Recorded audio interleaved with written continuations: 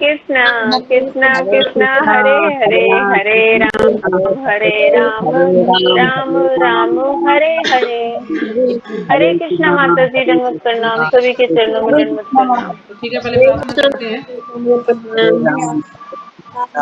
विद्यार्थी बोल देते हैं, माता जी चरणों में कुछ कुछ प्रणाम।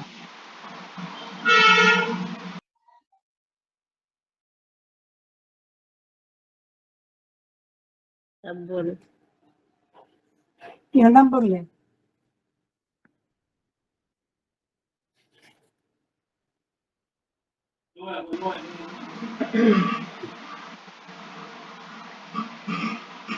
ओम अज्ञानतिमिरान्धस्य ज्ञानाञ्जनशलाकया चक्षुरुन्मीलितं येन तस्मै श्रीगुरुवे नमः। श्रीचैतन्यमनोभीष्टं स्थापितं येन भूतले स्वयं मह्यं ददाति स्वपदान्तिकं। वन्देऽहं श्रीगुरो श्रीयुतपदकमलं श्रीगुरुन् वैष्णवांश्च श्रीरूपं साग्रजातं सहजं रघुनाथं तं सजीवं साद्वैतं सावधूतं परिजनसहितं कृष्णचैतन्यदेवं श्री राधा कृष्ण पादान सहगण ललिता श्री विशाखान्वितांश्च हे कृष्णा करुणा सिंधु दीनबंधु जगतपते गोपेश गोपिका कांत राधा कांत नमस्तुते।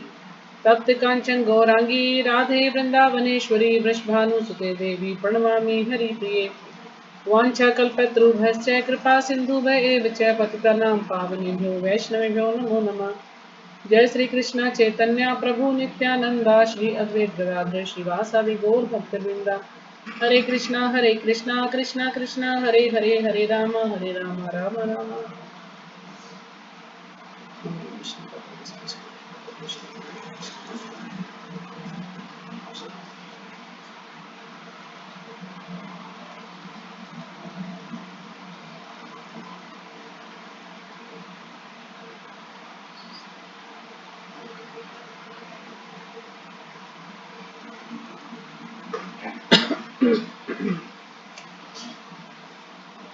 तो कल हमने किया था श्लोक संख्या 20 और 21। तो कल हमने पढ़ा था कि जिनकी बुद्धि भौतिक इच्छाओं द्वारा मारी गई है वे देवताओं की शरण में जाते हैं और वे अपने अपने स्वभाव के अनुसार पूजा के विशेष विधि विधानों का पालन करते हैं। न जिनकी बुद्धि भौतिक इच्छाओं द्वारा मारी गई है, जिसको सिर्फ भौतिक लाभ की इच्छा है, तो ऐसे ही लोग जो है देवताओं की शरण में जाते हैं और अलग अलग अपने स्वभाव के अनुसार जो जिसकी श्रद्धा जिस देवता में होती है वो उसी की पूजा करता है पूरे विधि विधान के साथ। अगला श्लोक था, मैं प्रत्येक जीव के हृदय में परमात्मा स्वरूप में स्थित हूँ। जैसे ही कोई किसी देवता की पूजा करने की इच्छा करता है मैं उसकी श्रद्धा को स्थिर करता हूँ जिससे वह उसी विशेष देवता की भक्ति कर सके। तो भगवान बता रहे कि सबके हृदय में भगवान परमात्मा रूप में है। जैसे ही कोई भी इच्छा करता है जीव, उसकी जिस भी देवता में श्रद्धा होती है, उसकी में इच्छा होती है, तो भगवान उसको उसकी श्रद्धा को वहीं पर स्थिर कर देते हैं कि ठीक है, अगर तू इस देवता की पूजा करना चाहता है तो ठीक है, तू उस देवता की पूजा कर। तो वहीं पे वो उसकी श्रद्धा को स्थिर कर देते हैं और वो फिर अच्छे से उस देवता की भक्ति करता है। अब आगे पढ़ेंगे श्लोक संख्या 22। तो हम पढ़ रहे हैं श्रीमद् भगवद गीता यथारूप अध्याय 7। इसमें 700 श्लोक हैं, 18 अध्याय हैं। तो आज हम 7वां अध्याय पढ़ रहे हैं अभी, भगवद ज्ञान, और श्लोक संख्या है 22। तो माता जी आ गई हैं हमारे बीच में। हरे कृष्णा माता जी। हाँ जी, हरे कृष्णा। हाँ जी, मैंने फोन हरे किया था कृष्णा आपको, माता जी, आपका दंडवत फोन प्रणाम। लग नहीं हाँ, रहा था मेरा उसमें स्विच ऑफ हाँ, स्विच ऑफ बता जा रहा होगा। रहा जी। हाँ, तो क्योंकि ठीक वो है, हरे आप जो है कृष्ण आ माता गई हैं जी, तो आप कोटि शुरू कोटि कीजिएगा। प्रणाम। तो माता जी 6 का बजे स्वागत वाली करेंगे सब हरे कृष्ण महामंत्र बोल के। हरे कृष्णा कृष्णा हरे कृष्णा कृष्णा हरे कृष्णा हरे, कृष्णा हरे हरे राम हरे, हरे राम राम राम हरे हरे। हरे कृष्णा माता जी, दंडवत प्रणाम। तो ठीक है अनिला 6 माता जी, बजे आप वाली शुरू क्लास थी कीजिएगा। ना। शुरू कीजिए। हरे कृष्णा। हरे कृष्णा। हरे कृष्णा उसमें माता जी। माता जी हम समझ स्विच ऑफ हो गए गया थे, था। आपका स्विच ऑफ था, समझ गए थे। किस लिए कि 6 बजे क्लास में आपका हो गया था ना हाँ, बंद, फोन बंद हो इसलिए। गया था ना। हाँ, बंद हो गया था। हाँ। तो ठीक है, आप शुरू कीजिए 22वां श्लोक। अभी हमने पढ़ा नहीं है, बस प्रार्थना हाँ, कीजिए। कौन सा है भगवत गीता का? 7वें अध्याय का 22वां श्लोक है।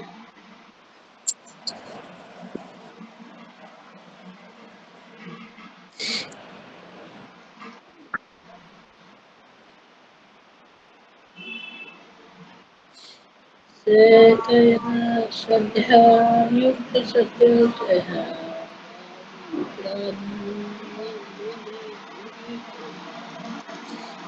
उच्चारण ये करें है, माता जी?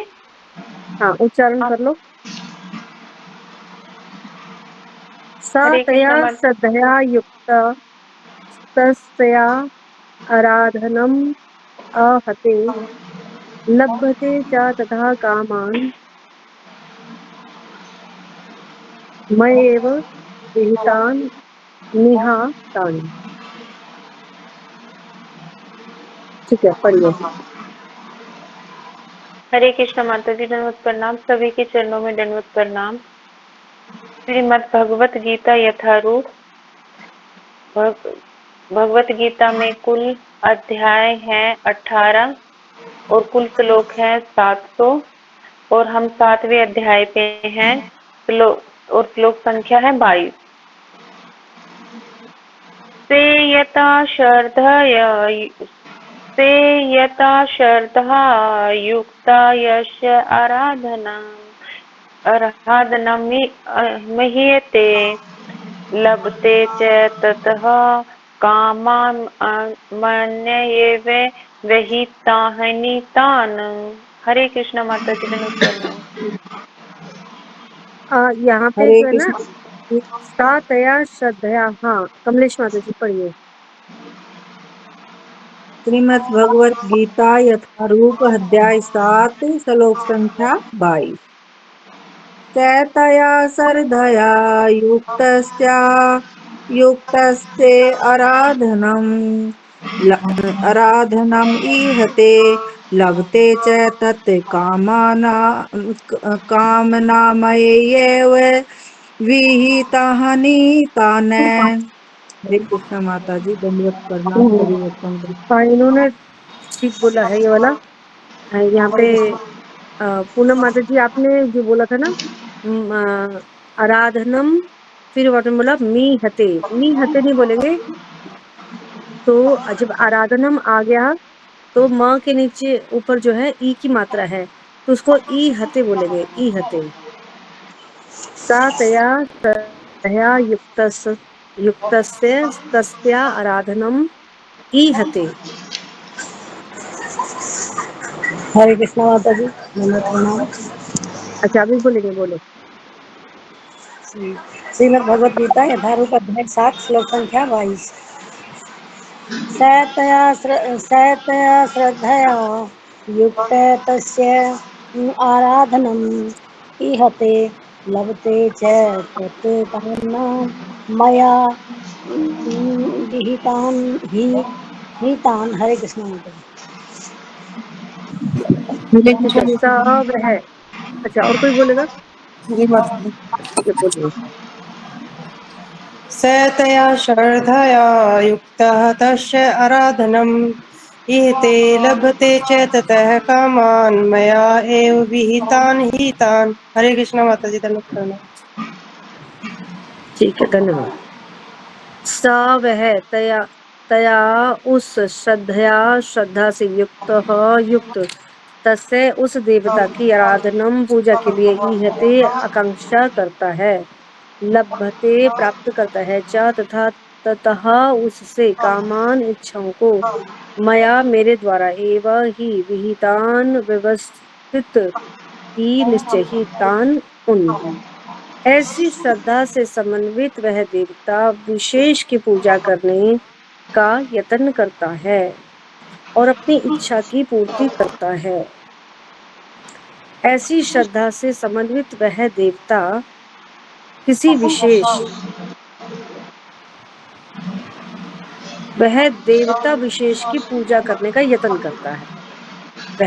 वह का मतलब जो व्यक्ति है वो ऐसी श्रद्धा से, कैसी श्रद्धा से, ऐसी श्रद्धा से समन्वित होकर के।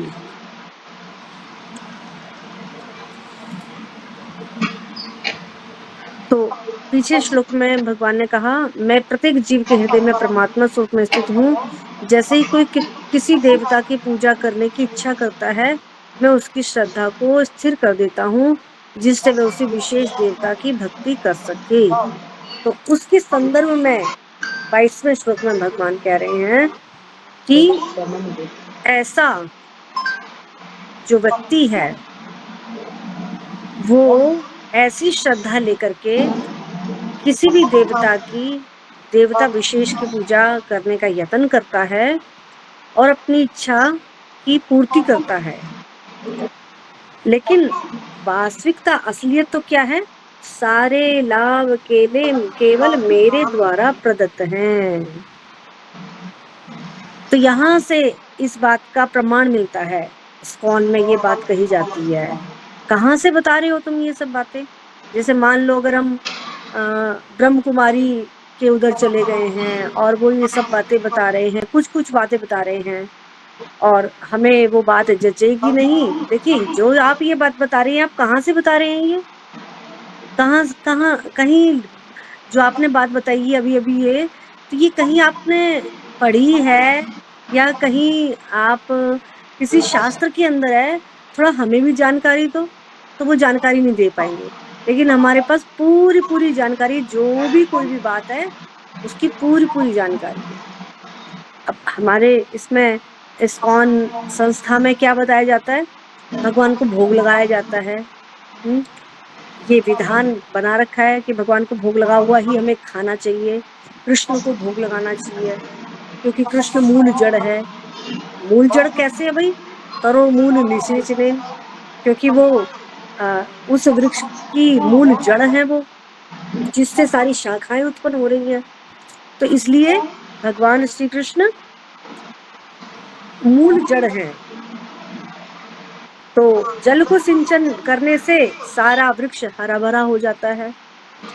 इसलिए हम कृष्ण को भोग लगाते हैं, और अगर कृष्ण को भोग लगा के नहीं खाएंगे तो केवल पाप खाएंगे। अच्छा ऐसा है? अरे कोई हम जीव मार के थोड़ी खा रहे हैं, हम तो अनाज खा रहे हैं। अनाज में कैसे हो सकता है पाप? तो फिर भगवान फिर हम रेफरेंस देते हैं। देखो ये रहा भगवत गीता के 3 अध्याय के कौन सा श्लोक है? अन्नात् भवन्ति भूतानि, नहीं ये वाला नहीं है, पापम पच्यांत आत्म कारणात, कुछ इस प्रकार से है कि जो भगवान को भोग लगा के खाते हैं और जो नहीं खाते हैं वो केवल पाप ही खाते हैं। भगवत गीता का श्लोक है ये, 3 अध्याय के अंदर आता है। देखिए कौन सा श्लोक होना चाहिए? 9वां तो है यज्ञार्थार्थ कर्मणोन्यत्र, शायद उसके आगे का होना चाहिए।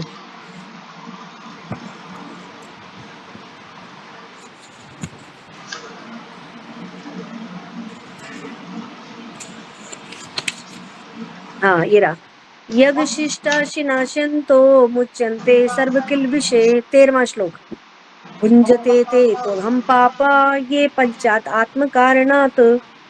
भगवान के भक्त सभी प्रकार के पापों से मुक्त होते हैं, क्योंकि वे यज्ञ में अर्पित किए भोजन प्रसाद को ही खाते हैं। अन्य लोग जो अपने इंद्रिय सुख के लिए भोजन बनाते हैं वे निश्चित रूप से पाप खाते हैं।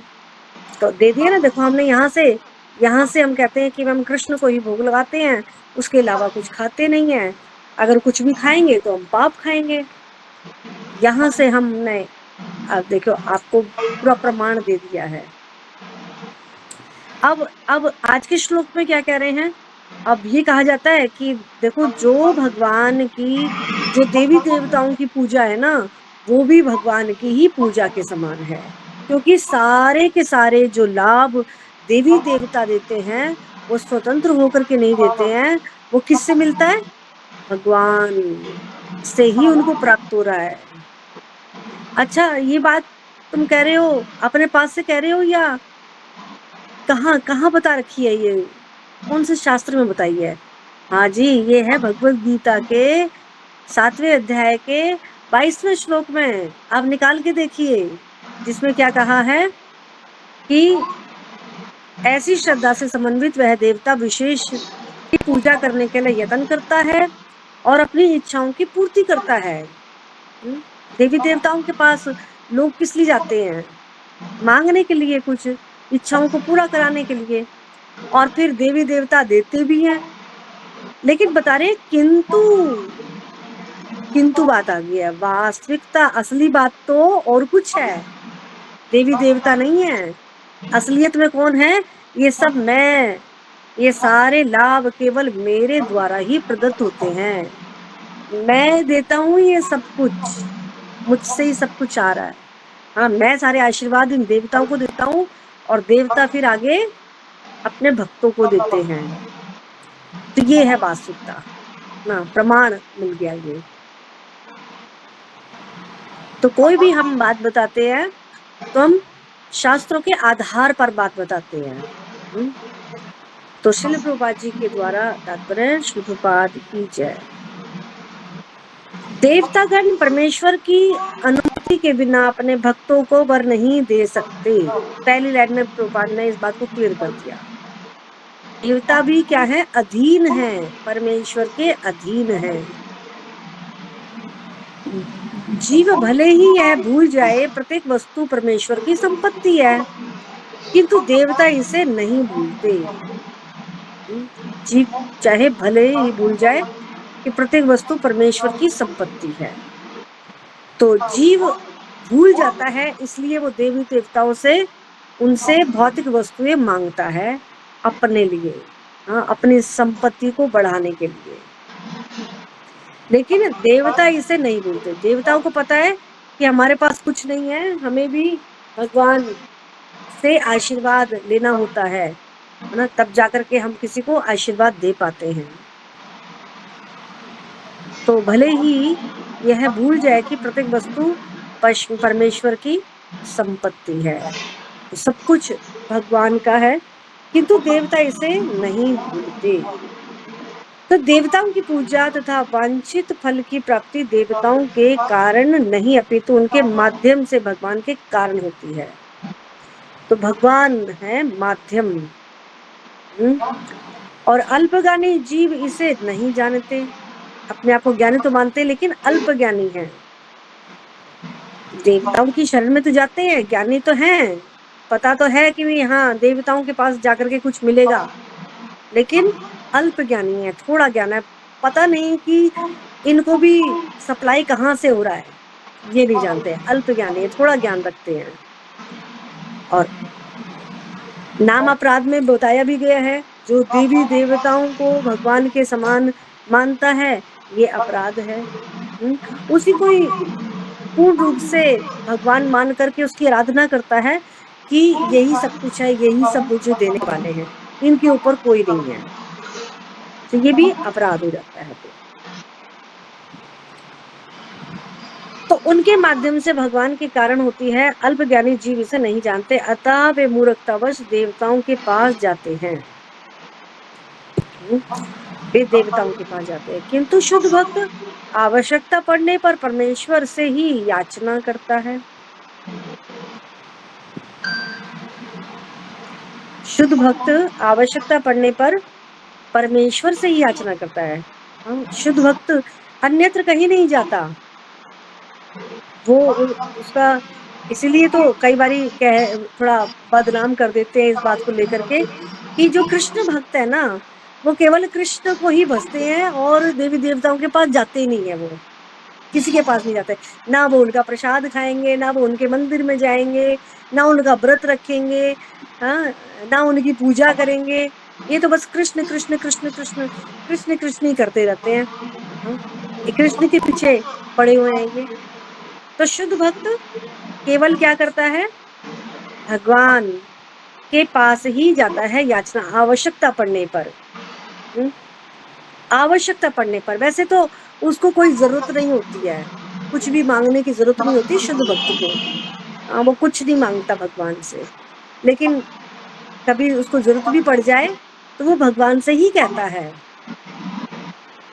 जैसे कि ध्रुव महाराज थे, ध्रुव महाराज भगवान से के पास ही उनकी भक्ति करी उन्होंने ना, उनसे ही उन्होंने क्या मांगा? उनसे ही उन्होंने मांगा कि मुझे ब्रह्मा जी से भी ऊंचा पद चाहिए, भौतिक वस्तु मांगी उन्होंने। लेकिन भगवान कि शरण में आने वाला जो जीव होता है उसको तो भगवान धो देते हैं, शुद्ध कर देते हैं। अब जैसे ही भगवान का दर्शन उसे मिला, उसने उसकी सारी की सारी भौतिक वस्तुएं छूमंतर हो गई और तुरंत उसने पछतावा किया कि मैं तो ऐसे एक व्यक्ति से मांग रहा था जो बहुत बड़ी चीज कृष्ण प्रेम दे सकते हैं, अपना सानिध्य दे सकते हैं, अपना संग दे सकते हैं, अपनी